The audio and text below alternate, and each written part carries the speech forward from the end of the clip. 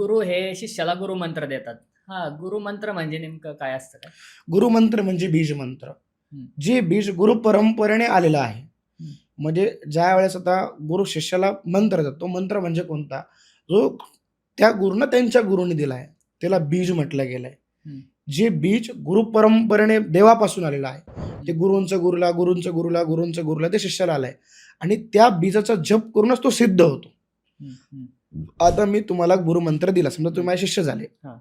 मी तुम्हाला गुरुमंत्र दिला. हं. आता तो मंत्र जर 5 अक्षरी असेल, हं. तर 5,00,000 वेळेस जप केल्याच्या नंतर तो गुरुमंत्र तुम्हाला सिद्ध होतो. हां, हां. काय होतो? सिद्ध होतो.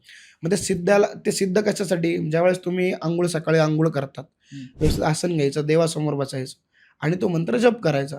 असं रोजारा जपाने ज्यावेळेस तो मंत्र जितक्या अक्षरी आहेत, तितक्या लाख वेळेस जप केल्याने तो सिद्ध होतो. आणि तो सिद्ध झाल्याच्या नंतर त्याच मंत्राच्या उच्चाराने, त्याच नामाच्या उच्चाराने तुम्हाला ब्रह्मतत्वाची प्राप्ती होते. असं आहे.